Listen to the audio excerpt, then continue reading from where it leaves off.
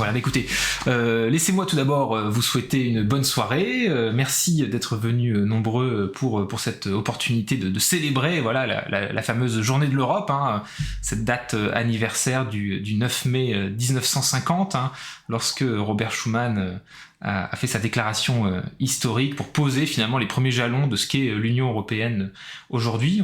On y reviendra. Je suis Michael Vincent, je serai votre hôte ce soir. Pour celles et ceux qui ne me connaissent pas encore, je suis économiste et engagé sur la cause climatique. J'ai notamment eu le privilège d'écrire un livre bien nommé Le banquier et le citoyen, où je raconte les coulisses de la City de Londres et des crises financières, et j'en ai un prochain à paraître cet été sur la dette publique. Je propose également quelques podcasts engagés de vulgarisation pour celles et ceux qui ne me connaissent pas encore, voilà. Et encore une fois, merci de nous avoir rejoints si nombreux sur Zoom. On salue également celles et ceux qui sont sur Twitch et sur Facebook Live. Je suis particulièrement heureux de vous présenter et d'apporter mon soutien indivisible et total à Charlotte Mainvielle, votre candidate ELV NUPES aux élections législatives en Europe du Nord, avec qui j'ai pu militer ces 10 dernières années, notamment quand je vivais encore à Londres, donc c'est un plaisir et un privilège d'être là ce soir. C'est aussi un honneur et un privilège d'accueillir Marie Toussaint, députée européenne, également engagée sur l'affaire du siècle, notre affaire à tous, qui a d'ailleurs également écrit un ouvrage à ce sujet, si ma mémoire est bonne, et qui fait un boulot formidable au Parlement européen. On ne le rappellera, à mon avis, jamais assez. Alors, comment ça va se passer ? On est ensemble pour 1 heure, à peu près. Je vais conclure assez rapidement sur cette introduction.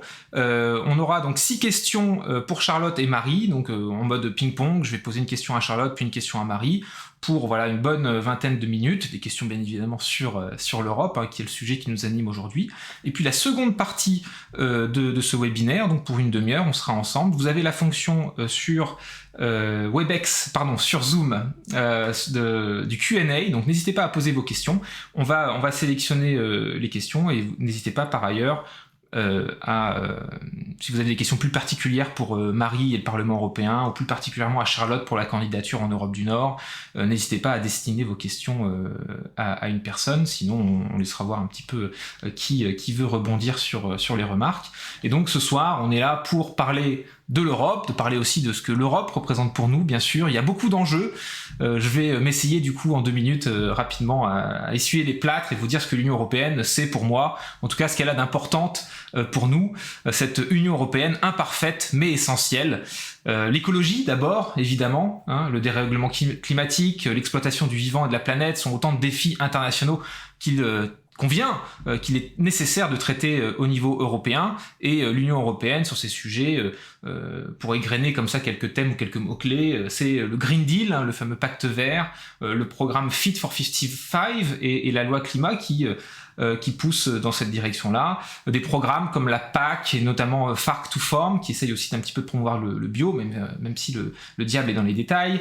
L'économie et le social, bien sûr, hein. L'Union européenne, c'est aussi la politique monétaire, la Banque centrale européenne, qui a eu un rôle essentiel ces 10 dernières années, et la question justement du verdissement de cette politique monétaire, qui sera essentielle. Les grands débats sur la facilité de relance et de résilience, qu'en France, on a peut-être plus résumé comme étant le plan de relance suite à la crise sanitaire du Covid.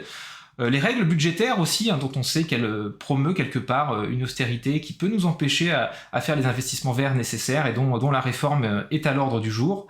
L'Europe, c'est aussi la paix et l'idée d'aller de l'avant, de construire ensemble. Alors, ayant vécu à Londres et Charlotte aussi, on a été par exemple aussi un peu traumatisé par le Brexit et ce côté un petit peu marche arrière dans ce qui a pu s'y passer. La guerre aussi, hein, c'est la guerre qui est à nos portes avec la situation terrible en Ukraine et les bonnes questions qu'il faut se poser suite à ça aussi, comme la dépendance aux hydrocarbures, particulièrement russes, mais aux hydrocarbures en général. Et puis des aspects plus politiques même un peu franco-françaises, puisque ces 5 derniers mois et encore jusque fin juin, la présidence du Conseil de l'Union européenne est gérée par la France. Et c'est aussi dans le détail qu'on se rend compte que cette opportunité-là, avec les campagnes, avec tout ça, elle a été peut-être un peu gâchée ou instrumentalisée. On peut par exemple, dans les choses que l'Europe fait bien, se réjouir quelque part que la régulation financière et bancaire se font au niveau européen, tant les grandes banques et la finance sont internationales, et alors même que Macron instrumentalise la présidence française pour tenter de détricoter la réglementation prudentielle pour avantager les grosses banques françaises. Ça, on en parle peu, mais c'est pourtant des choses qui se passent au Conseil de l'Union européenne actuellement, et peut-être que Marie pourra d'ailleurs en témoigner. C'est aussi des questions d'institution et de gouvernance, l'unanimité ou la majorité qualifiée au Conseil, le poids respectif du Parlement européen par rapport au Conseil, les rapports de force permanents au sein de l'Union européenne avec l'attitude des frugaux, ou à l'Est avec la Hongrie ou la Pologne, qui sont aussi autant de sujets qui peuvent aussi déterminer la stratégie, notamment la stratégie de NUPES sur les questions européennes. Donc il faudra mettre tout ça en perspective. Voilà les quelques thèmes que j'ai égrenés afin de lancer le débat et aussi peut-être faire réfléchir nos auditeurs pour le Q&A, nos auditrices pour le Q&A. Mais sans plus attendre, Charlotte, je me tourne vers toi pour te poser la première question à mon tour. Voilà, nous fêtons donc aujourd'hui, comme chaque 9 mai, cette journée de l'Europe. Et donc ma première question sera si tu peux nous dire ce que l'Europe représente pour toi et pourquoi finalement cette journée mérite d'être célébrée. Merci Mickaël et merci beaucoup pour cette introduction. Oui, je pense que clairement ça mérite d'être célébré. J'ai vu quelqu'un dire dans le groupe, dans le Q&A, que c'était un jour férié au Luxembourg, et je pense qu'en effet ça devrait être un jour férié. Et donc, comme tu disais, c'est la commémoration de la déclaration de Robert Schuman en 1950. Et donc, peut-être pour dire personnellement, moi, je me sens vraiment très européenne, et cette question de l'Europe m'importe beaucoup. J'ai de la famille en Irlande et j'y ai passé beaucoup de temps, et je suis venue étudier aussi à Londres pour faire mon master en relations internationales il y a maintenant 15 ans. Et c'est vrai que j'ai pu faire ça à un moment où le Royaume-Uni était dans l'Union européenne. On avait notamment des frais de scolarité, qui étaient plus élevés qu'en France, bien sûr, mais quand même des frais de scolarité pour les étudiants de l'Union européenne. Et ensuite, j'ai commencé à travailler dans le domaine du développement international. J'ai commencé à travailler pour une ONG. Et j'avais un petit salaire à ce moment-là, mais j'ai pu commencer ma carrière en Angleterre. Et c'est vrai que maintenant, les Français qui arrivent, donc avec le Brexit, comme tu l'as mentionné, ils doivent avoir un certain niveau de salaire pour pouvoir avoir un visa, et ils doivent être sponsorisés par leur entreprise. Donc c'est une situation toute différente, et c'est vrai que ça n'aurait pas été possible pour moi à cette époque-là de commencer peut-être de faire mes études, et puis aussi de commencer à travailler au Royaume-Uni. Et donc, je sais qu'il y a des gens qui nous rejoignent de partout dans le monde. J'ai vu certaines personnes un peu dans plein de pays. Mais il y en a sûrement beaucoup d'entre vous qui nous rejoignent du Royaume-Uni. Et c'est vrai que ça a été très traumatisant pour beaucoup de nos concitoyens français et européens, ce Brexit. Et on veut vraiment pas de ça pour la France. Nous, on veut vraiment un projet européen fort. Et donc, tu l'as rappelé, Mickaël, qu'est-ce que ça représente pour moi? La paix, la liberté de mouvement, tout ça, et aussi un cadre essentiel pour plus de justice sociale, et aussi pour des avancées dans le domaine des droits humains, et aussi des droits environnementaux. Peut-être pour dire certaines choses qui me tiennent à cœur, la Cour de justice européenne, ça permet par exemple un droit de recours supplémentaire pour nos concitoyens qui sont victimes de discrimination, par exemple. Dans le domaine de l'égalité femmes-hommes, l'Union européenne nous apporte certaines protections. Et rien qu'au tout début, dans le traité de Rome de 1957, on parle de l'égalité femmes-hommes comme une valeur fondamentale de l'Union européenne. En 1975, l'Union européenne adopte sa première directive contre la discrimination salariale.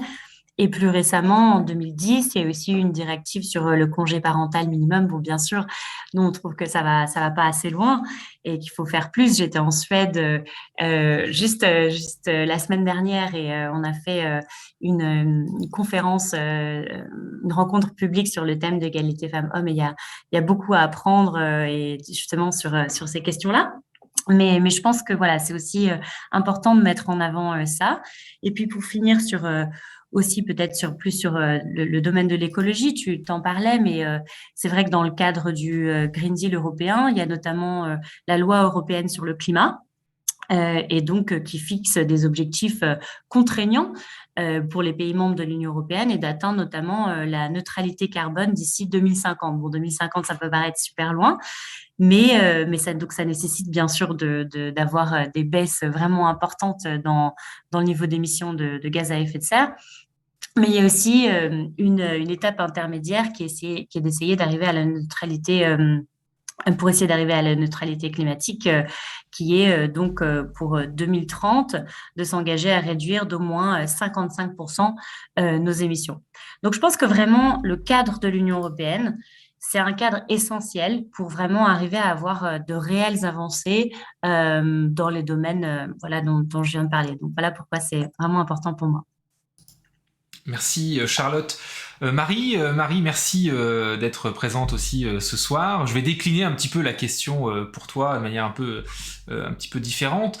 Europe Écologie Les Verts, évidemment, est un parti ayant l'Europe chevillée au corps. C'est écrit dessus, comme dirait l'autre. En tant qu'élu au Parlement européen, tu vis aussi l'Europe au jour le jour, en plein dedans. Est-ce que tu peux nous dire un petit peu pourquoi ça compte et comment ça se manifeste au jour le jour ? Merci Mickaël. Merci aussi pour cette invitation à toi et Charlotte.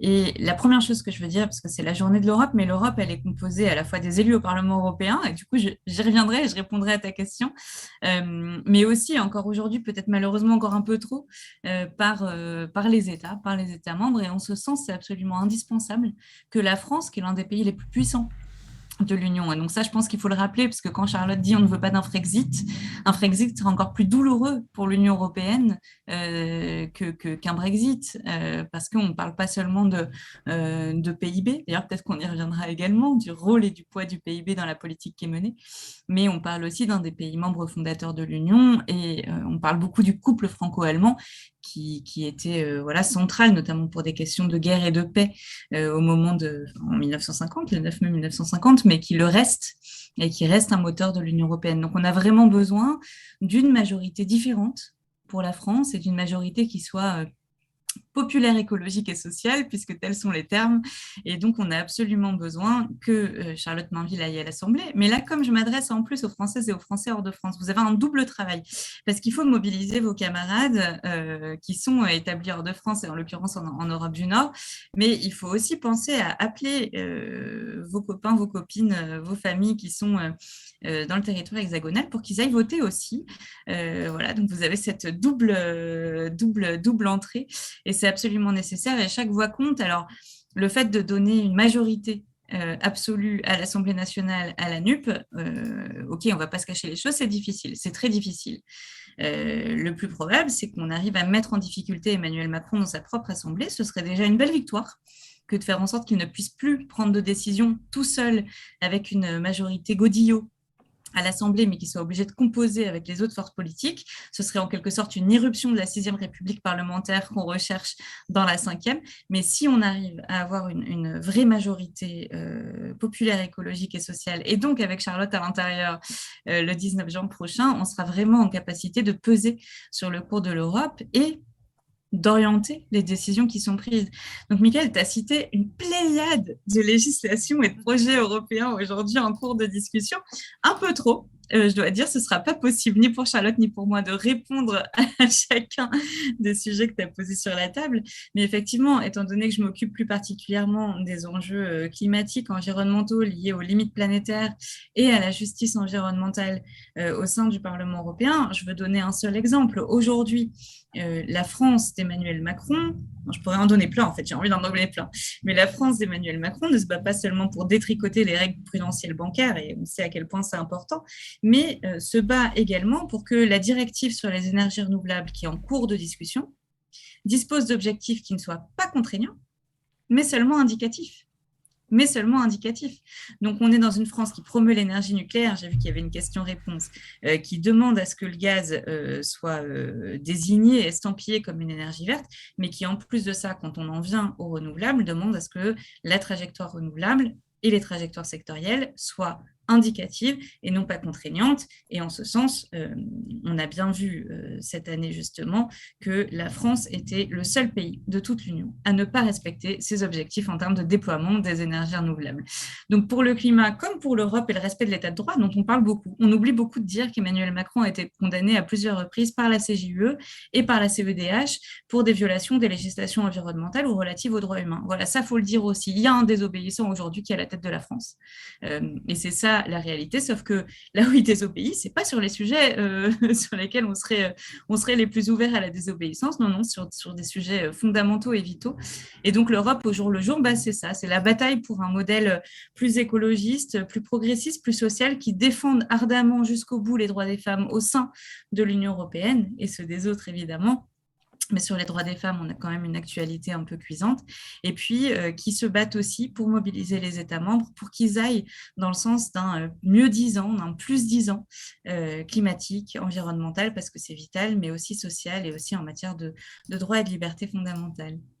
Merci Marie, et on aura, rassure-toi, d'autres instants un peu plus tard pour continuer à égrener un petit peu ces sujets, mais c'est vrai que l'histoire peut aussi être un peu sévère quand on voit aussi la promotion du nucléaire et du gaz dans la taxonomie, et notamment du gaz naturel, pour quelques mois plus tard se reposer ces questions-là vis-à-vis de la Russie, de l'attitude de l'Ukraine. Donc effectivement, beaucoup de choses à mettre en perspective. Tu l'as mentionné également, je me retourne vers Charlotte Maviel, que l'actualité, Charlotte, c'est aussi le fait que tu sois depuis une semaine maintenant officiellement la candidate NUPES. Oui, on dit quoi? Alors, moi j'aime bien dire NUPES, comme ça le E de écologie il est explicite. Voilà, NUPES, mais okay. C'est un point de vue personnel. Moi, en attendant, mais bon, on va voir. Peux-tu du coup nous donner déjà tes impressions sur cet accord historique, toi qui as comme beaucoup aussi évidemment des valeurs profondément pro-européennes, qu'est-ce que finalement cet accord NUPES ou la nouvelle Union populaire écologique et sociale, disons-le correctement, représente pour toi? Oui, j'ai vu d'ailleurs, on s'est croisés avec Marie à cette belle convention d'investiture samedi où je suis allée, et je suis très, très heureuse de cette alliance. Je trouve que c'était vraiment inspirant de voir toute de se voir cette gauche réunie, et vraiment de pouvoir sur la scène avoir des intervenants qui nous ont parlé de sujets comme l'investissement dans les services publics, la lutte contre les discriminations, et de voir les leaders de tous nos partis réunis et s'exprimer ensemble pour essayer de faire entrer plus de députés de gauche à l'Assemblée. Donc voilà, je suis très heureuse de cet accord qui à mon avis, est vraiment historique, et je pense que cette union, ça nous donne de la force. Et oui, donc je pense, comme le disait Marie, je crois que c'est important vraiment qu'on arrive à apporter, en effet, une majorité. Ça va peut-être être difficile, mais en tout cas, vraiment d'avoir le plus de députés de gauche possible, et d'apporter vraiment un contre-pouvoir, et réussir vraiment à avoir un groupe écologiste, notamment à l'Assemblée nationale, pour que la justice sociale et l'écologie soient vraiment sur le devant de la scène. Et peut-être pour parler aussi du volet européen de cet accord. Donc, je pense que c'est important de dire que dans cette alliance, les partis conservent leur pluralité. C'est ce que je trouve qui est fondamental, et on se réunit bien sûr ensemble, mais on garde aussi nos individualités. Et nous, c'est vrai que on disait que Europe Écologie Les Verts, l'Europe, c'est vraiment dans notre nom, dans notre ADN, et on est fondamentalement européen et fédéraliste. Donc, je pense que c'était essentiel pour OLV notamment, mais je pense pour le PS aussi, enfin pour tous quand même, d'être sur une position qui fragiliserait pas l'Europe. Et donc, dans cet accord, il est dit clairement qu'on s'engage à respecter l'état de droit et les traités européens. Et ça, c'était fondamental pour nous. Il n'y a pas de pas qui va vers une Europe à la carte ou le non-respect des traités, comme bon, le font notamment, on sait, la Pologne sur ce qui est des droits des personnes LGBT, par exemple. Donc, ce qui est possible, c'est l'adaptation démocratique dans certains cas précis. Donc, par exemple, voilà, le déficit, comme le fait le gouvernement français actuellement, mais aussi un cas, par exemple, de la fixation des prix de l'énergie, donc comme ça se fait en Espagne ou Portugal, où la Commission européenne a autorisé ces deux États membres, par exemple, à plafonner les tarifs pendant un an. Mais donc, voilà, pas de violation des traités. Et je pense que peut-être, pour finir sur ce point-là, je pense que dans cette alliance, on est vraiment tous d'accord sur le fait qu'on veut une Europe qui soit encore plus écologiste et encore plus solidaire. Donc, je pense que ça, c'est vraiment positif. Merci Charlotte. Marie, tu vas voir que je ne suis pas mauvais joueur, puisque je vais te laisser tout de suite l'occasion peut-être dégrainer d'autres points positifs de l'action parlementaire, notamment au Parlement européen, et le bilan finalement des écolos et de ELV en particulier sur le volet européen. Qu'est-ce qui viendrait comme ça tout de suite on top of your head sur les principales avancées que cette mandature, que ELV a pu avoir cette mandature justement? Ben, il y en a pas mal. Il y en a pas mal. D'abord, je veux dire, le travail politique, c'est quand même un travail de long terme. Ce que ça veut dire, c'est que quand Charlotte arrivera à l'Assemblée le 20 juin prochain, elle plantera des graines qui deviendront peut-être des lois dans le quinquennat, surtout si on a une majorité, sinon ça va être plus difficile. Mais de toute façon, il faut planter des graines qui mettent un peu de temps à pousser parfois. Et pourquoi je dis ça? Je dis ça parce que la législation sur le plastique, qui a commencé à être mise en œuvre, et donc que d'ailleurs on est en train de poursuivre au niveau européen, et vous savez qu'on a dépassé la 5e, puis la 6e, en tout cas la 5e limite planétaire dans les mois qui viennent de s'écouler, et c'est de la pollution aux nanoparticules, notamment aux microplastiques. Eh bien, cette bataille contre tous les plastiques issus des énergies fossiles se poursuit, et c'est une vraie victoire des écologistes. De la même manière que nous travaillons aujourd'hui sur la fin de la déforestation importée. C'est un sujet que je suis particulièrement au sein du Parlement européen, et qui est une vraie requête des écologistes depuis longtemps, de dire que plus aucun produit qui arrive sur le marché européen ne doit être issu de la déforestation ailleurs dans le monde. On pense évidemment à l'Amazonie, avec des chiffres terrifiants qui nous viennent encore cette année du Brésil de Bolsonaro, mais on peut penser aussi au bassin du Congo ou à l'Indonésie.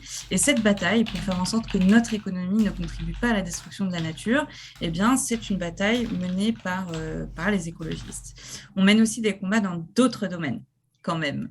Et par exemple, le règlement général de la protection des données, c'est notamment quand on va sur Internet, voilà, mais c'est une grande victoire des écologistes qui est de plus en plus importante, surtout quand on voit à quel point les multimilliardaires sont en train de mettre la main sur toutes nos données personnelles, et d'ailleurs de dessiner à leur guise quels sont les contours de la liberté d'expression.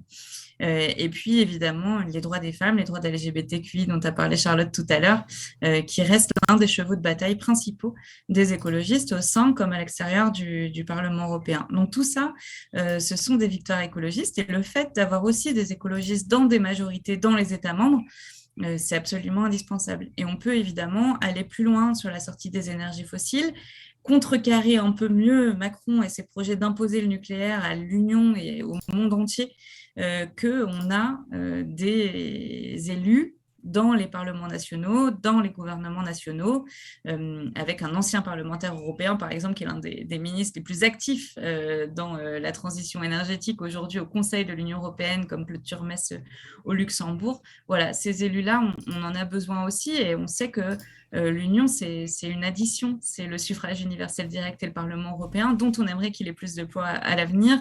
C'est aussi ses États membres et c'est sa société civile mobilisée. Et donc là, on a, comme en France d'ailleurs, aussi besoin que les associations, que les syndicats, que les lanceurs et lanceuses d'alerte se mobilisent forcément et poussent sur la politique européenne, parce qu'en face, les patrons sont très très bien organisés, et je vous assure que quand ils nous envoient des documents, que ce soit sur le marché carbone européen, sur la déforestation importée, sur le devoir de vigilance des entreprises, sur les règles prudentielles bancaires, ça ne va pas du tout dans le sens pour lequel nous, on se bat. Absolument. Merci Marie. Là, on a égrené du coup un petit peu plus ce qui se passe, qui est à l'agenda et au crédit d'ailleurs des parlementaires ELV au sein du Parlement européen. Mais je me retourne un peu plus proche de l'Assemblée nationale vers Charlotte pour savoir un petit peu quelles sont les propositions de ELV cette fois-ci pour l'Europe, mais plutôt à l'échelle nationale. Oui, bien sûr, et je pense on se rejoint avec beaucoup des partis de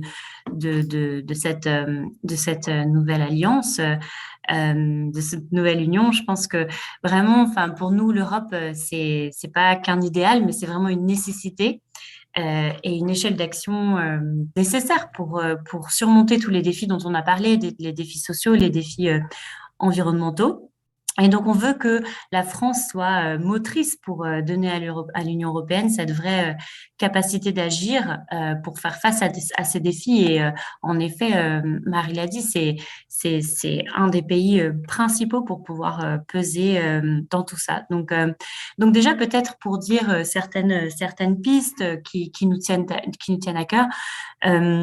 Sur le fonctionnement de l'Union européenne, c'est vrai que on pense qu'il y a malheureusement trop de décisions qui, en matière fiscale ou de politique étrangère ou de politique sociale qui sont parfois bloquées par la nécessité d'obtenir l'unanimité des États membres. Et donc, on aimerait proposer de faire passer certaines décisions de l'unanimité à la majorité qualifiée pour essayer d'agir davantage dans ces domaines.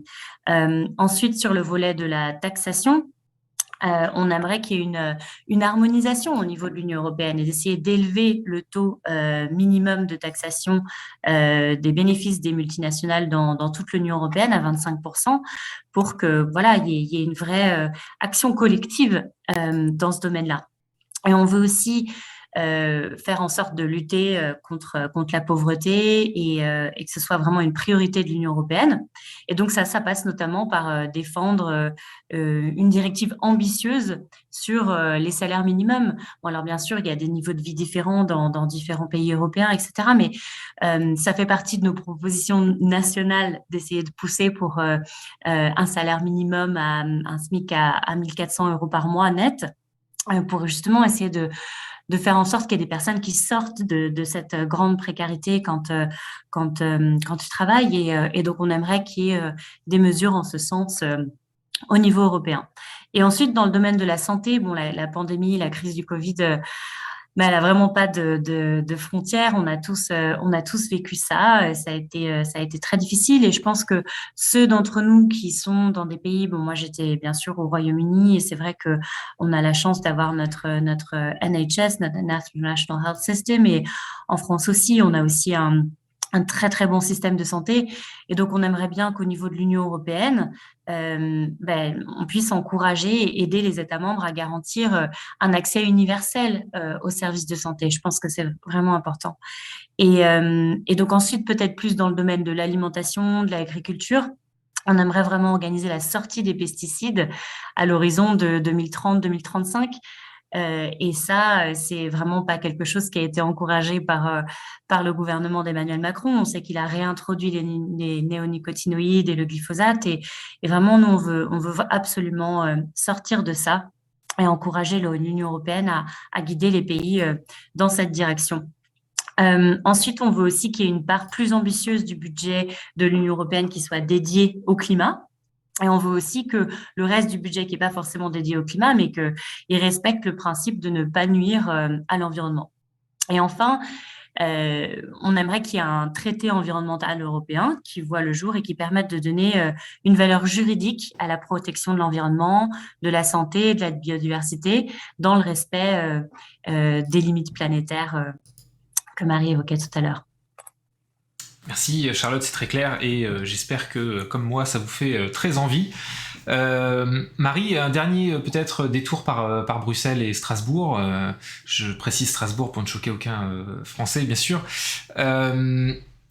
On a mentionné notamment la présidence française du Conseil de l'Union européenne, mais vous avez aussi un agenda parlementaire au Parlement européen. Quels sont les gros enjeux importants là, des semaines à venir? Est-ce qu'ils sont plutôt drivés du coup par la présidence française? Vous avez des choses aussi au Parlement européen qui vont venir? Ou j'ai évoqué tout à l'heure un peu en vrac la fin de la dépendance des hydrocarbures russes. On sait que c'est quand même un gros sujet. La réforme de la règle d'or aussi, qui est aussi à l'agenda, peut-être un peu plus pour septembre, si je comprends bien, que pour tout de suite. Mais quels sont un petit peu les gros dossiers sur lesquels toi, peut-être plus personnellement, tu bosses, ou sur lesquels tu penses qu'il va y avoir un enjeu important là sur les semaines à venir? Alors, je voulais répondre aussi à la même question que Charlotte, mais du coup, je vais faire les deux d'un coup. Bah vas-y, carrément. parce que les enjeux sont liés. Non, je dirais deux, allez, trois, parce que c'est important. Trois grands enjeux. Le premier, ce fameux Green Deal. On est au moment de vérité. Voilà, nous, au Parlement européen, on a été élus il y a 3 ans. On a dépassé la moitié de notre mandat. Et quant à la Commission, elle a été élue en novembre, il y a 2 ans et demi. Donc, elle est à la moitié de son mandat.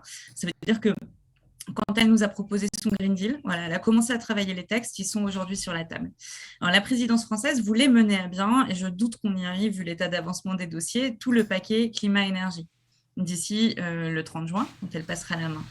Mais il y a un autre volet qui est celui du vivant et de la biodiversité, et que les conservateurs ne cessent de demander à reporter. Donc aujourd'hui, toutes les législations relatives aux pesticides, dont parlait Charlotte tout à l'heure, relatives à la protection de la biodiversité, ou même relatives à la responsabilité environnementale, notamment celle des entreprises. Et chers spectateurs et spectatrices, n'hésitez pas à aller sur mon site mariepoussin.eu où il y a une pétition pour la reconnaissance de l'écocide. On a vraiment besoin du soutien de chacune et de chacun.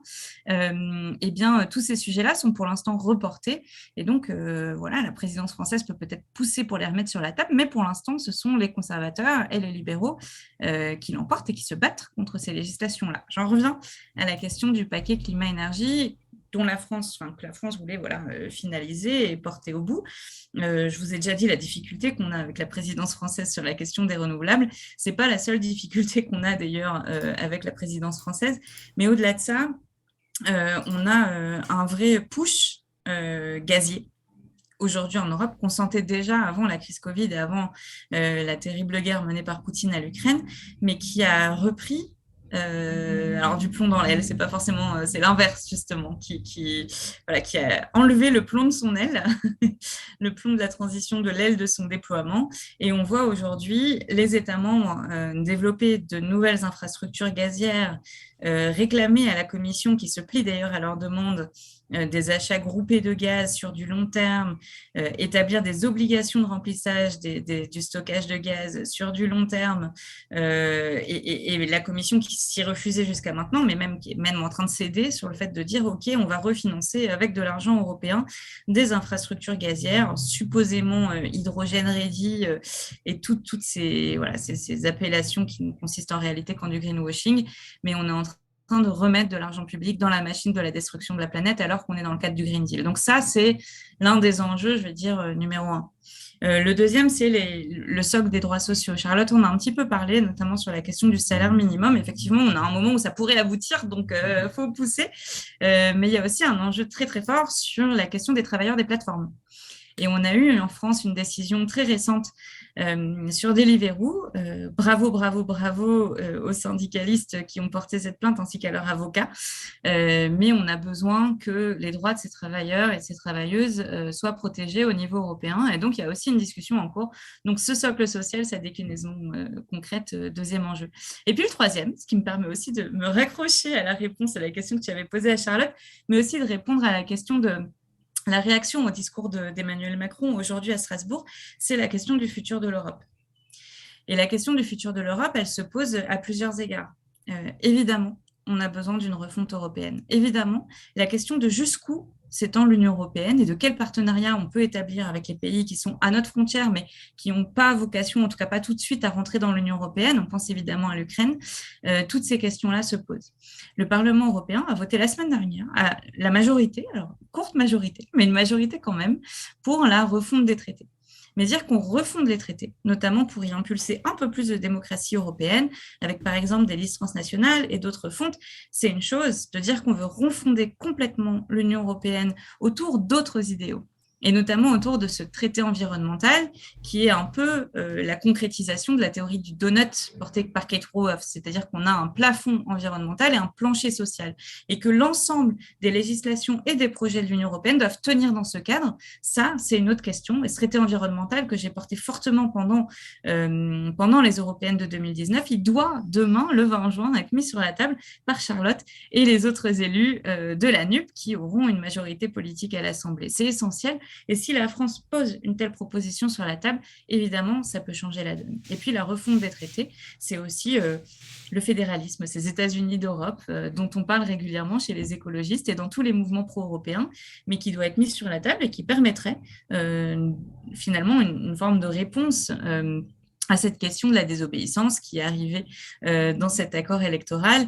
Et je rappelle juste au passage quand même que pour les écologistes, l'appréhension de la question de la désobéissance, c'est celle d'Henri David Thoreau, c'est celle de la résistance à toutes les lois qui sont injustes. Et pour les écologistes, il est essentiel de mettre en place des règles qui ne bafouent les droits de personne sur le territoire européen. Et donc, dans ce cadre-là, l'objectif de dépasser la croissance, de dépasser le PIB et l'indicateur de la croissance potentielle, ça compte aussi. Pourquoi je dis ça? Parce qu'il y a les traités. Et puis, il y a les pactes, notamment le pacte de stabilité budgétaire qu'on a adopté, les two-pack, six-pack, etc., tout ce qui forme et ce qui fonde la gouvernance macroéconomique de l'Union européenne. Celle-là aussi, il faut la refonder, et il faut la refonder a fortiori maintenant. Pourquoi? Parce que du fait de la crise Covid, tous les dogmes ont volé en éclats, mais tous les pactes aussi ont été suspendus. Et donc, on est en ce moment dans un espèce de no man's land. On est en dehors de toutes les règles qui étaient supposées régir le fonctionnement de l'Europe. Et donc, c'est maintenant qu'on peut dire que non, on ne souhaite pas le retour à des politiques d'austérité, ni fondées sur la croissance du PIB, mais que oui, on souhaite un retour à des politiques de convergence, que ce soit des convergences économiques, sociales et environnementales, et qui permettent la mise en place de politiques de bien-être. Bien, je ne peux que remercier chaleureusement Marie d'avoir mentionné le donut et le six-pack et le two-pack. On n'est pas à le faire. Du donut, ouais. Mais merci en tout cas. Tu as aussi mentionné par ailleurs le mix énergétique un petit peu plus tôt dans ton intervention. Donc j'en profite pour ouvrir la session Q&A, questions-réponses, avec cette première question où on nous demande, voilà, donc le parti politique ELV est-il pour ou contre l'énergie nucléaire dans ce mix? Peut-être Charlotte, tu voulais répondre? Ouais. Oui, bien sûr. Je veux dire, je crois que je l'ai un petit peu mentionné, mais oui, on est contre un nouvel investissement dans le nucléaire. Et je pense que c'est ça qui est important de dire, c'est que bien sûr, on veut que ce soit progressif d'ici 15, 20, 25 ans, enfin le temps que ça prendra d'avoir un meilleur mix énergétique pour la France. Donc, bien sûr, on utilise l'énergie nucléaire existante et on veut que cette sortie, elle soit progressive. Mais je pense que ce qui est vraiment important de dire, c'est que, bon, bien sûr, il y a les déchets dont on ne sait pas quoi faire, il y a le fait que c'est une source d'énergie risquée, etc. Mais voilà, le nucléaire, c'est aussi une énergie donc plus risquée, mais aussi plus coûteuse que les énergies renouvelables. Et ça, c'est essentiel de le dire. On voit que la centrale de Flamanville devait coûter 3 milliards d'euros. On est né à 19 milliards. Elle ne fonctionne même pas encore vraiment. Donc, je pense que c'est important de dire qu'en fait, c'est un investissement l'énergie éolienne, l'énergie solaire sont vraiment des énergies qui sont moins chères que l'énergie nucléaire, même en prenant en compte le coût de l'intermittence. Et on a bien vu que c'est essentiel, surtout dans une situation, on a parlé de la guerre en Ukraine et d'avoir cette indépendance énergétique. Et on pense qu'il faut vraiment mieux dépendre du vent, du soleil, de l'eau, plutôt que d'énergie fossile, mais aussi d'énergie nucléaire. Donc oui, voilà, ce sera une sortie pour nous, bien sûr, progressive. Bien sûr, on sait que le mix, pour le moment, est ce qu'il est, mais l'investissement dans les énergies renouvelables se perd massivement. Et d'ailleurs, la France est le seul pays européen qui n'a pas respecté ses propres engagements en termes d'investissement dans les énergies renouvelables. Merci Charlotte. Je profite que tu aies la parole peut-être pour te poser une question un peu plus terre à terre, mais directement liée à ta campagne, directement liée à ta circo. Pour votre candidature aux législatives, avez-vous à votre programme la dématérialisation des démarches administratives? Effectivement, Bien sûr. notre intervenant voilà, expliquait que effectivement, vivant un peu loin, il a dû prendre l'avion pour aller faire une démarche administrative, et que c'est une aberration. Mais je pense que pour deux raisons, bien sûr. Donc, tu viens de mentionner l'avion, et c'est vrai que pour des raisons environnementales, évidemment, enfin, c'est très important cette dématérialisation pour pouvoir voilà, limiter les transports, etc. Mais vraiment aussi pour que les Français puissent exercer leurs droits et pouvoir avoir accès, bon, bien sûr, à leurs formalités administratives, etc. Mais j'étais en Scandinavie donc la semaine dernière, et c'est vrai que c'est quelque chose dont on m'a beaucoup parlé, le fait que qu'on puisse pas faire de procuration en ligne, par exemple, le délai d'attente pour les renouvellements des passeports, etc. Et là, on va avoir pour ces élections législatives le vote par Internet sur notre circonscription. Et je pense que c'est vraiment quelque chose qui va pouvoir faciliter en partie le vote de nos concitoyens. Et ça, je pense que c'est vraiment quelque chose avec voilà tous les partis de gauche de cette alliance. C'est quelque chose qu'on pousse collectivement, et notamment à l'Assemblée des Français de l'étranger aussi. Notre groupe écologiste et solidaire est en faveur de ça. C'est super important. Merci Charlotte. Je vois une question aussi d'actu qui nous dit voilà Jean Covici, le fameux, signe une tribune demandant aux politiques de se former à l'écologie, qui pose aussi la question voilà, quel est le niveau scientifique de nos candidats ELV et que font-ils pour se former? Je permettrai peut-être juste de glisser une petite référence pour notre ami David Cormand, qui a fait d'ailleurs une réponse aussi à cette tribune, réponse, qui, moi, à mon sens, est une réponse aussi pertinente. Bon, la question du niveau scientifique, elle se pose, et l'enseignement et la vulgarisation de ces sujets, pardon, enfin, le fait de s'y mettre et d'avoir des connaissances sur le sujet, mais c'est aussi avant tout une question politique, et il ne faut pas la dépolitiser. Voilà. When there's a will, there's a way. Exactement. Mais peut-être plus directement pour répondre un petit peu à la question peut-être du... Je vais le dire autrement, mais peut-être le procès en incompétence qui est peut-être un petit peu souligné par ça. Qu'est-ce que vous pourrez répondre là-dessus? Moi, je suis pas comme, enfin, je répondrai à ce que tu as dit, Mickaël. Je pense qu'en effet, bon, je crois que c'est très important d'intégrer des experts et de s'assurer que les politiques soient en contact avec des experts et voilà, qui participent notamment au rapport du GIEC, etc. Après, je pense que c'est, comme tu le dis, c'est pas une question nécessairement de connaissances scientifiques, c'est une question de volonté politique. On voit qu'il y a plein de jeunes, Greta Thunberg et plein de très jeunes qui se mobilisent sur cette question, voilà, qui sont pas forcément dans le monde académique, mais qui ont pris conscience et compris cette urgence climatique. Donc, je pense que c'est vraiment une question de volonté et de courage d'agir dans ce domaine. Et je pense que voilà, quand on regarde le rapport du GIEC, on voit que ça nous dit qu'on a 3 ans pour agir, et c'est assez simple et compréhensible, et que c'est l'action qu'il nous faut. Une question aussi peut-être pour Marie, pour te donner un petit peu la parole aussi. Tu as évoqué le donut, les plafonds et les planchers, et le fait de ne pas forcément tomber dans le tout PIB. Une question qui nous est posée de savoir si on est favorable à la sobriété, justement pour limiter une croissance qui provoque des nuisances écologiques, et c'est effectivement pas peu de le dire. La réponse est oui, mon capitaine. Non, évidemment, la sobriété, je parlais de post-croissance tout à l'heure, c'est des termes qui vont un petit peu ensemble. C'est-à-dire comment est-ce qu'on envisage une autre société que celle qui repose sur la volonté d'une croissance infinie. Alors, c'est pas seulement une marotte des écologistes, et je tiens à le dire parce que comme on est dans la NUP, maintenant on travaille ensemble de manière coordonnée, je peux me permettre de citer François Ruffin, qui, lui, parle de décroissance depuis très longtemps en disant aux ouvrières, aux ouvriers, aux employés, aux salariés, on vous a toujours dit qu'en allant chercher la croissance, on allait créer ou préserver votre emploi. Dans la réalité, on a malgré tout perdu des emplois, et notamment les emplois les moins qualifiés. Donc voilà, c'est pas seulement une marotte des écologistes, c'est juste de chercher un autre modèle de développement. Et en l'occurrence, cette sobriété, elle est absolument indispensable. Et c'est vrai que c'est le parent pauvre des politiques. Alors le problème, c'est quand on a un Emmanuel Macron qui est le maître des mots, il prend toujours les mots, il les vide complètement de leur sens. Alors il a pris le mot écocide, il l'a mis dans la loi en le vidant complètement de son sens. Il a pris le mot sobriété, le plan résilience, tout en continuant à distribuer des millions et des millions à des multinationales qui ne rendent pas l'argent, puisqu'ils le distribuent dans des bénéfices et des dividendes plutôt que de les rendre à la société ou à leurs salariés. Voilà, ça c'est la réalité dans laquelle on est aujourd'hui. Et bon, cette sobriété, il faut vraiment la mettre en œuvre dans un sens qui est celui de la réduction de notre empreinte sur les ressources. Voilà, point barre. Et on a énormément de choses à faire. Alors, c'est un mot difficile, mais globalement, quand on dit qu'on veut sortir du gaz, du pétrole, du charbon russe, l'une des possibilités, c'est d'aller voir l'industrie européenne et de lui dire, voilà, aujourd'hui, vous consommez beaucoup de gaz, mais on sait que 64%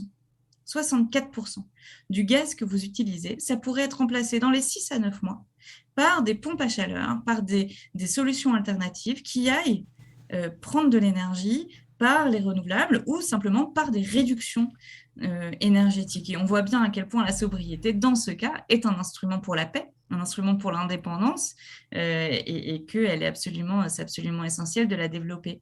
Et quand je vous dis on peut vraiment avoir une société de sobriété, c'est pas seulement de demander aux gens et aux gens qui le peuvent, notamment de baisser le chauffage chez eux. On sait qu'il y a malheureusement des millions de personnes qui ne peuvent pas bien se chauffer. Donc, c'est certainement pas à eux qu'on va demander des efforts. Mais la sobriété, ça peut aussi être de fermer la lumière plutôt dans votre ville, dans les espaces publics. Ça peut être évidemment d'étendre encore plus, quelque chose qui devrait déjà être fait, mais les lumières des magasins le soir, quand il n'y a plus personne, quand le magasin est fermé, ça peut être des tas de choses, de mieux remplir les trains, de mieux remplir les avions. C'est tout ça, ça peut être vraiment dégagé par une action collective. Et on sait que si c'est important de chacun faire chez soi ce qu'on peut faire, parce que toute chose est bonne à prendre pour préserver la planète, la sobriété, c'est aussi une question de politique publique, de décision, de choix collectifs. Et ce sont précisément à ces choix collectifs que se refuse en grande partie la majorité d'Emmanuel Macron. Merci Marie, je crois qu'il est effectivement essentiel de sortir des caricatures sur le terme de sobriété. Et la sobriété, c'est quelque chose de très positif. C'est finalement la prospérité et c'est beaucoup de bien-être qu'il y a derrière et de remise de l'humain au centre des questions. Là et par ailleurs, parce que je voyais qu'il y avait une question sur les prix de l'énergie et les éventuelles dérogations. Bon, c'est un tout autre sujet. Mais sur les prix de l'énergie, la sobriété, c'est la meilleure manière de baisser de manière durable et drastique les prix de l'énergie. Donc absolument. Ça, il faut le rappeler aussi. Tout à fait. Puisqu'on parle justement des énergies renouvelables et justement la baisse aussi des prix et de la baisse de la consommation, je crois avoir vu passer une question sur les éoliennes. Les éoliennes dans les champs sont terribles. Pouvez-vous confirmer que les éoliennes seront exclusivement en mer ? Charlotte, tu voulais prendre cette question ?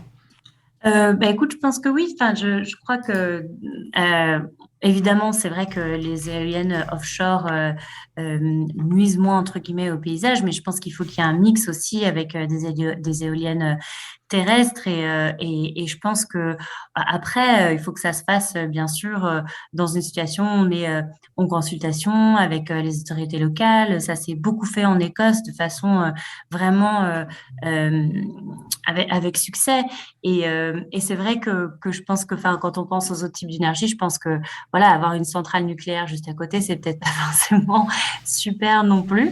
Et en fait, je pense que finalement, les gens sont assez prêts. C'est intéressant parce que Boris Johnson a annoncé au mois d'avril sa nouvelle politique énergétique et notamment avec cette situation de la crise en Ukraine et donc il a parlé d'investissement dans les énergies renouvelables et aussi dans le nucléaire, mais pour les éoliennes seulement offshore.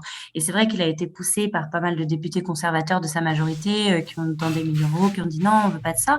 Mais en fait, il y a un sondage qui a été fait qui montre que les 2/3 des Britanniques, même dans les milieux ruraux, sont favorables aux énergies éoliennes. Donc en fait, je pense que ça dépend des territoires, ça dépend comment c'est fait. Il faut bien sûr le faire en consultation avec la population locale, etc. Mais je pense que ça peut être bien fait et il nous faut que ce soit varié. Merci Charlotte. Bon, pour poser une question qui peut être, dont on sait que beaucoup ont en tête et qui peut fâcher un peu, mais il faut quand même la traiter. Martine qui nous demande, est-ce qu'on peut faire confiance à M. Mélenchon, Premier ministre, par rapport à sa position sur l'Europe ? Non mais, alors, d'abord c'est vraiment intéressant parce que M. Mélenchon il est quand même engagé par les accords qu'il signe, n'est-ce pas ? Et ce que dit l'accord, c'est qu'il est possible de désobéir à des règles lorsqu'elles sont injustes et iniques, et que par contre il est hors de question de remettre en cause le projet européen. Après, Jean-Luc Mélenchon il fait peur parce qu'il a une histoire. Et notamment dans l'histoire récente, il a effectivement promu le plan B. Il a écrit un pamphlet qui s'appelle Le Hareng de Bismarck, qui laisse peu de doutes sur ses inclinaisons pro-européennes. Mais je rappelle que si on remonte un petit peu plus loin dans le passé, il était aussi un fervent défenseur de Maastricht. Et donc que son analyse de l'Union européenne change. Aujourd'hui, pour y revenir, il est engagé lui aussi par l'accord que son parti a signé.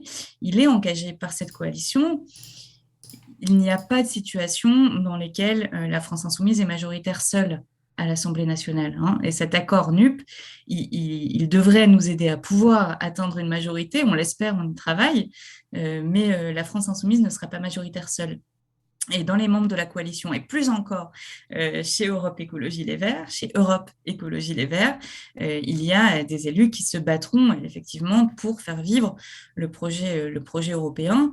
Et dans ce sens-là, j'imagine quand même que les Français qui habitent en Europe sont quand même plus attachés peut-être encore que les autres au projet européen. Moi, je n'ai pas de doute y compris dans cette gauche écologiste, humaniste, progressiste, il y a un très très fort attachement à la construction européenne et aussi quelque part le savoir rationnel qu'on ne pourra pas réussir à mener les transformations économiques, sociales, environnementales qu'on veut mener sans les mener de concert, en coordination avec nos partenaires et nos voisins européens. Donc voilà, pour moi, faut pas tellement avoir peur de ça. Et Vincent, je me permets de prendre une autre question qui était dans le Q&R en même temps, sur le rôle que jouent 3 pays en particulier dans le système économique de l'Union européenne. Et effectivement, on a un souci. Avec l'Irlande, les Pays-Bas et le Luxembourg et leur interprétation à géométrie variable de ce qu'est la justice fiscale au sein de l'Union européenne. Alors, est-ce qu'on pourrait les classer dans la liste des paradis fiscaux ? Peut-être pas tous, en tout cas à des degrés divers, mais on doit absolument mener la bataille pour que ces pays entrent dans un système de coopération. Et je rappelle que Joe Biden, Charlotte Marviel a parlé tout à l'heure de l'accord sur la fiscalité des multinationales et des bénéfices qu'elles réalisent à l'étranger. Joe Biden avait été mieux-disant par rapport à la proposition européenne, la proposition notamment portée par Bruno Le Maire, ministre français, mais notamment du fait d'une fiscalité très avantageuse qui était mise en œuvre dans les 3 pays qui sont cités ici, sur lesquels on est questionné. Donc en fait, on ne peut pas dire... c'est la même question que cette question et cette inquiétude sur la désobéissance au regard de la stratégie française.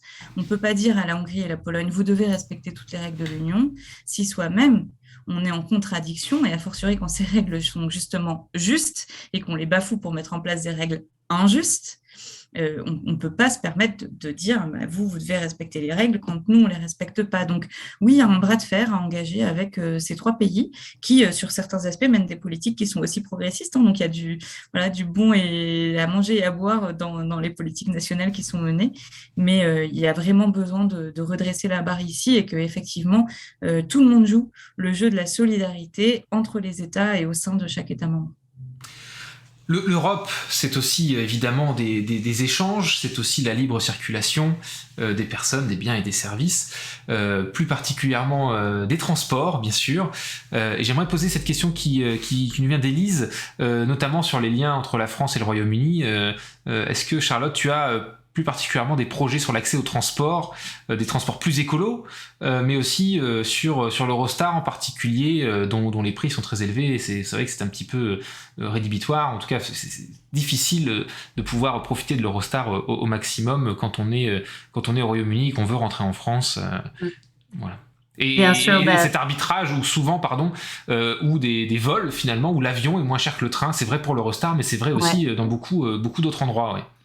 Bien sûr, non, c'est la question des transports, ça me tient beaucoup, beaucoup à cœur. Et c'est vrai que je pense que nous, on est vraiment pour favoriser le développement, l'extension et l'accessibilité du transport ferroviaire en particulier, qui émet pour l'Eurostar, enfin pour tout le transport ferroviaire, 10 fois moins de CO2 par passager que le secteur aérien. Donc vraiment, c'est un secteur qu'on veut vraiment favoriser. Alors bien sûr, les coûts sont élevés, donc qu'est-ce qu'on peut faire? Nous, on aimerait bien proposer qui est un tarif jeune pour l'Eurostar. Donc, ça pourrait quand même réduire les coûts des billets pour les moins de 26 ans, par exemple. On aimerait bien aussi qu'il y ait un tarif senior. Et d'ailleurs, le fait que l'Eurostar et le Thalys maintenant vont fusionner, il y a un tarif senior au Thalys, il y a un tarif jeune pour le Thalys, et donc on pourrait voilà essayer d'insister. Et je pense que c'est ça. Bien sûr, je veux pas dire que en un claquement de doigts en tant que député des Français de l'étranger en Europe du Nord, on peut le faire, mais c'est clairement ça fait partie du rôle de député de cette circonscription de dire bah voilà qu'est-ce qu'on peut faire? Est-ce qu'on peut essayer d'inciter Eurostar à faire ça? Une petite proposition sur l'Eurostar qui me tient à cœur, c'est que bon, chez ELV, bien sûr, on aime bien les animaux, on aimerait bien qu'on puisse aussi prendre nos animaux dans l'Eurostar. Mais tu parlais de l'avion et du fait que le coût des billets d'avion, voilà, sont parfois bah, moins cher que le train. On aimerait bien qu'il y ait vraiment le vrai coût environnemental des billets d'avion qui soit reflété et qu'il y ait une meilleure taxation au niveau voilà, des billets d'avion pour vraiment refléter ce coût environnemental. Merci. On va tout doucement s'orienter vers la conclusion de ce webinaire. Peut-être, il y a peut-être une dernière question que vous voulez prendre l'une et l'autre avant de se dire au revoir pour cette journée de l'Europe.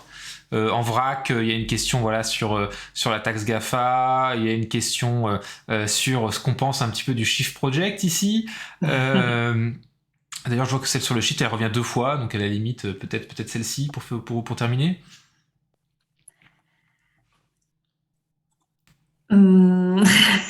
C'est un long sujet qui, à mon avis, va prendre plus que 2 minutes, Michael. Ok.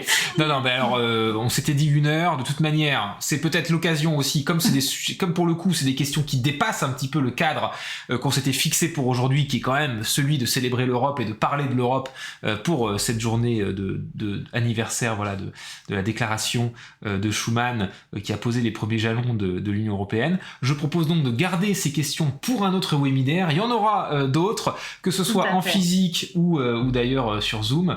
N'hésitez pas à suivre la campagne de Charlotte Mainvielle qui sera votre représentante à l'Assemblée nationale.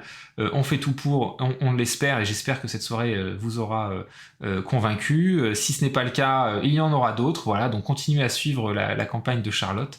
Et merci également à Marie Toussaint pour sa présence et son soutien ce soir et cet éclairage européen essentiel, mais pas que sur l'Europe d'ailleurs. Et je vous encourage aussi à aller suivre l'action de Marie au Parlement européen qui, encore une fois, mérite le détour. Peut-être un grand dernier merci, mot. Marie. Non, je voudrais dire un grand merci à Marie et je pense que c'est inspirant de pouvoir voir ce que des représentants écologistes peuvent faire au sein du Parlement européen et on espère de pouvoir porter les mêmes sujets en nombre à l'Assemblée nationale avec plein de députés de gauche avec cette alliance. Ouais, puis à mon tour. Merci encore de votre invitation. Merci à toutes et tous d'avoir été avec nous. Mais juste le dernier petit mot que je veux vous dire, c'est qu'on n'a jamais assez d'écologistes et de progressistes et d'humanistes et d'union populaire élus. Et que voilà, si vous voulez changer la France pour qu'elle se referme et qu'elle exclue, vous savez pour qui vous devez voter. Hein, c'est la droite extrême et l'extrême droite. Si vous voulez une Europe qui peut-être se démocratise un petit peu, mais qui reste libérale, destructrice du vivant et qui n'agit pas véritablement pour la défense des droits, vous pouvez voter Emmanuel Macron. Mais si vous voulez une Europe qui agisse et une France qui agisse dans l'Europe pour la transformer, pour qu'elle protège le climat, l'environnement, les droits fondamentaux de toutes et de tous, eh bien, dans ce cas, vous n'avez qu'une chose à faire le 12 juin prochain et le 19 aussi, c'est de voter Charlotte Mainvielle. Et Merci. Marie, je le Donc, si vous précise, voulez- le 5, chez les Français de l'étranger. Oui, c'est vrai, c'est le 5. On est, Voilà, on est un faut le petit peu en expliquez-le avance. parce que... Ouais. Donc, c'est vous, c'est le 5 et le combien? On a quelques avantages, on vote et une 19. semaine avant, ouais. On vote Ouais, une semaine avant. exactement. Le 5 est de manière électronique, c'est ça? On peut aussi voter C'est par ça. Internet. On a un vote électronique, ouais. Donc, oui, si vous voulez suivre ma campagne, charlottemainvielle.com, n'hésitez pas à nous rejoindre et à très bientôt. Ouais, et en attendant, c'est comme ça qu'on fait, c'est ça, hein. Ouais. Voilà. Merci. À la prochaine, merci à tous. Au revoir.